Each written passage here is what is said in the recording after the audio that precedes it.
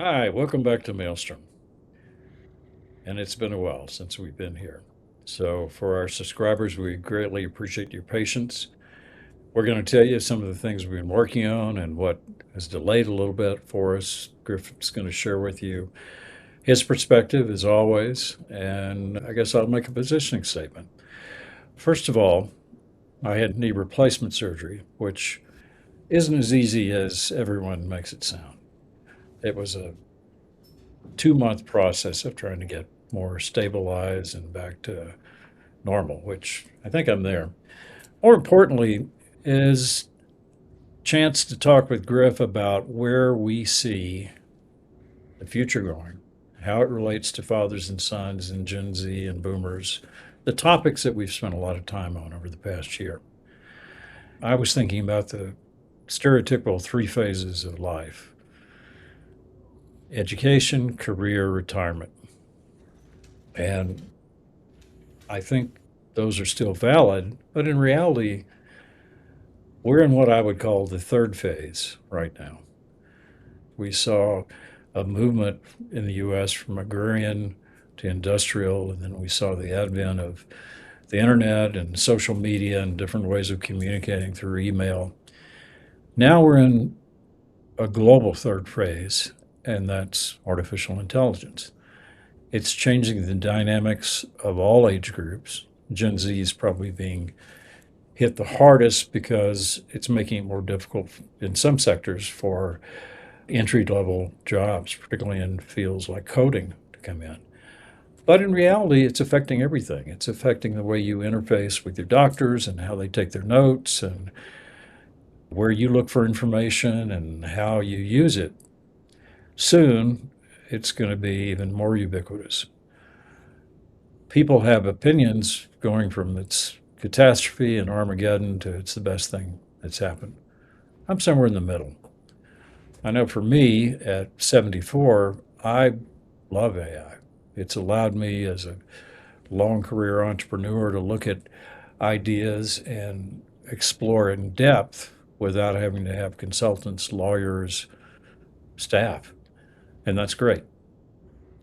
It's affecting people in all sectors of the career. I think it's probably more disturbing for millennials and Gen X because they're in mid career and there's a chance that their career is going to be shuffled around because of AI. So, what we're going to be doing in these new formatted discussions is talking about that third phase. What does it mean? How does it affect our relationships? How does it affect our careers? Does it provide or contract the opportunities for all age groups? So, anyway, that's my perspective. We've also been working on two really good startups that we'll share with you in future episodes. And it'll give, I think, a different perspective for you to see some of the things that we do between our entrepreneurial geezer background and Griff's very embedded sense of where AI and technology is going. Share with me what you've found in these discussions about what's next and just touch upon a couple of the things you've been working on.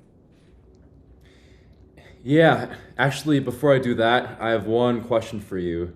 You've talked about the third phase. How would you define the first and second phase? Yeah, that's a good question because my definition of it is not the historical one. The first phase, as far as in the working environment, was industrialization.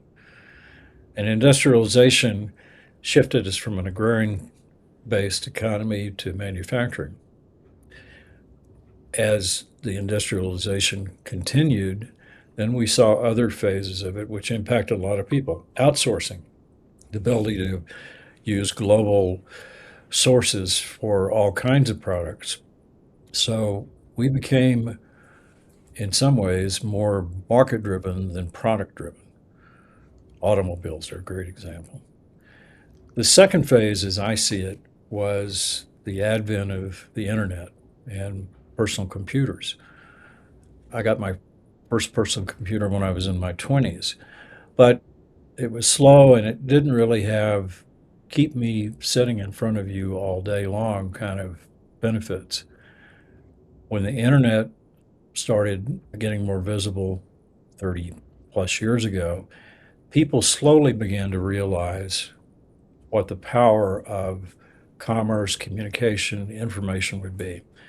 And so that advent of social media, the internet, broadband is the second phase that I see. The third phase is artificial intelligence. It's a leveling field and it's also an opportunity for growth. It's soon to be ubiquitous, it almost already is, in all aspects of our lives. And what does that mean?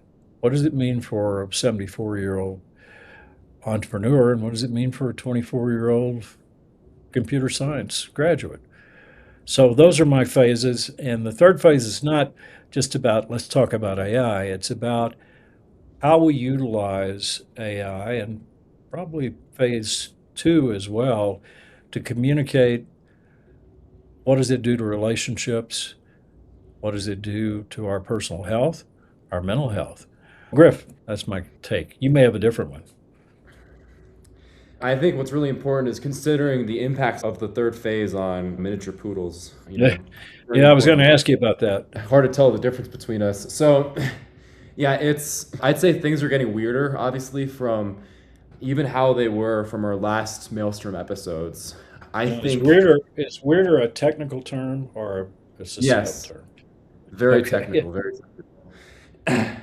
I think what we discussed in terms of the conventional path becoming less accessible and the world becoming more strange.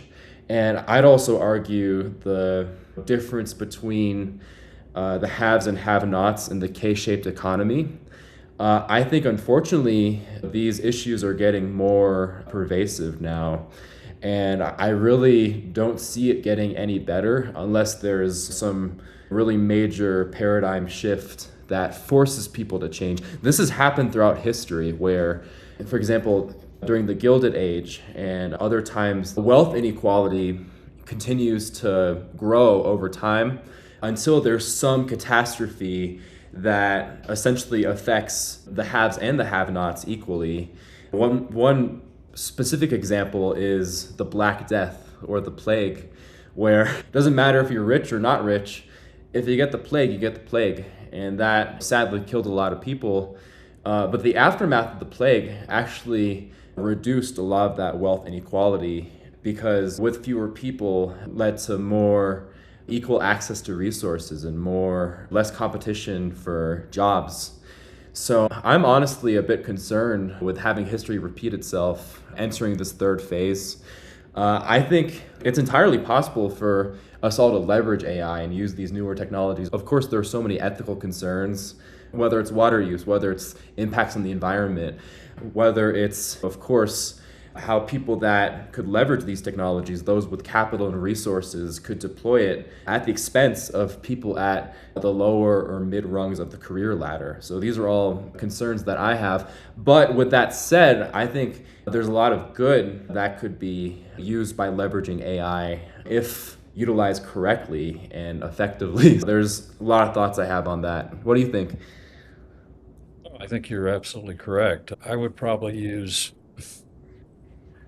historical revolutions probably as much as the Black Death or the plague. You see it in Russia and France and lots of countries where the differences between the rich and the poor become so diverse, the people that aren't rich have no future, they have no hope. And they're frustrated, and a lot of times that leads to violence. We've seen versions of that here in the United States over the decades. We saw it when industrialization was taking off. And we see it now with what's happening in politics. I think a lot of people are searching for a voice that isn't just something that's going to benefit the billionaires. But the bigger issue with how that wealth is being created, it's not just land ownership or factories or other things that created wealth in the past. Now it's more esoteric. In the case of Elon Musk, it's what the future may be. as opposed to what it really is. And same thing with Anthropic and OpenAI.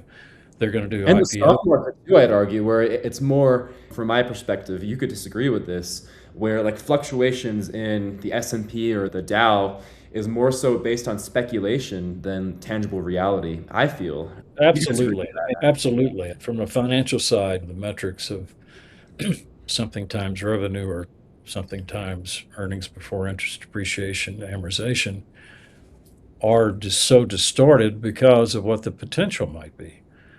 The other massive driver is massive debt. The companies that are in the data processing world have enormous investments they make in data centers. But all that said, without sounding too blasé about it, it is what it is. So it's the world we have. So You know, what I hope, as someone wise once said, deal with it. yeah, deal with it. That's my entrepreneurial view. What I hope we can explore in these broader dialogues is not just the dangers of AI or the pluses, but how does it affect the way we think? How does it affect education? How does it affect our relationships? We're more connected than ever, but we're also more isolated than ever.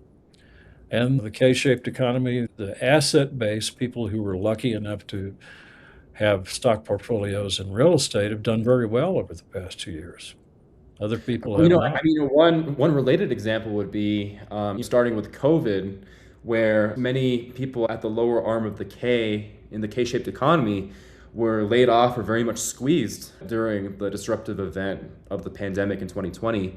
But people who were more so asset owners got wealthier. And we're seeing these patterns again exacerbated by AI and other things happening this year. Yeah, you're exactly right. With one thing I would add to that, it wasn't completely a financial disaster for the big group of workers, at least in the US, because the government put billions of dollars into support programs. They had support for companies, they had support for individuals. As we do the autopsy of COVID now, we see that there was a lot of misuse of those funds, but the reality was some people were able to pretty well subsist because of the subsidies are out there. The problem with AI is as we see the layoffs and the other changes that AI has generated, there are exceptions, but there's not a lot of safety nets for people. And we're not talking as a society or within the government. Okay, what if AI does replace 30% of the workers over the next 5 years? What does that mean? The Elon Musk and other view of a universal income where people are guaranteed to have some money and they're going to have a lot of leisure time and everything's going to be great. I don't see how that works because do you think the billionaires are going to give up 70% of their income to subsidize the workers? I don't think so. And if you look at where AI is going right now, we see a few snippets from the Trump organization about guardrails. One of the latest releases for Anthropic was put on hold because it appeared to be not secure enough for the government. But there's no dialogue about a game plan for those workers or educators or others that are going to be affected by AI. Just kind of let it happen. And I think that's very dangerous. And there are several pathways that it can go down. Or the reality is AI is not going to be as effective and ubiquitous as we think. Personally, I think automation and robotics are a bigger worker issue than AI will be. But Griff, tell me some of the topics that you would like to cover in the upcoming episodes, and we are going to be more disciplined about recording and other media that we have. And also touch upon briefly the other two major projects you've been working on. We plan either in solo episodes that we will record separately or in pair episodes or additionally with guests coming on. We plan on discussing how the world is changing, also broadening beyond masculinity. Our prior focus was on healthy masculinity, Gen Z versus boomers. So we're broadening a little bit beyond that, a bit more inclusive in other demographics as well. We're going to have more episodes on the impacts of AI, episodes on implications of wealth inequality, Also, topics such as the impacts of implications of community building, religion. I have a technical scientific background. My bias is to talk about nerd stuff, but also communicating these topics in a way that isn't overly technical or boring or dry. So I want to discuss some of those discussion points as well of some more, as my dad would say, esoteric or technical discussion points, but from a standpoint of why it's relevant for people today. How about from your side? I want to focus on number one, I'm a lifelong entrepreneur, and I'm also, believe it or not, a writer and an artist. I started out actually with the thought I was going to be a writer and an artist. My degree is in English, but life came along and I wound up as a business guy. So I think AI can be really good tools for exploring what your interests are. I think also, partly because of the contraction of the job market, we're going to see a lot of solo entrepreneurs. We're going to see people that are trying to pitch all kinds of ideas because AI facilitates that, and also that, frankly, they may not have any choice. They've got to develop their own income. But why don't we close out, Griff, with just talk a little bit about Breakwater and LoonSynth? Not in detail, but just to give people an idea on the joint side of what we're doing together and then what you're developing, because it's really pretty amazing. And then we'll tell you more about this in future episodes. Yeah, so I'll start with Breakwater. And Breakwater is a new venture with my co founder, who I'm speaking with right now. I'm the His older name one. Essentially, it's a consulting firm where we'll work with other organizations to understand their level of implementation and understanding of software and AI, and do market research of what they have and what makes the most sense in their industry, and provide a game plan, very clear, and implementation partners. So we won't be doing any software implementation, essentially finding other individuals to improve upon or build out whatever required software to help with their operations in regards to AI and other types of workflows. And my personal other venture called LoonSynth is a new educational app using what I call the dangling keys method.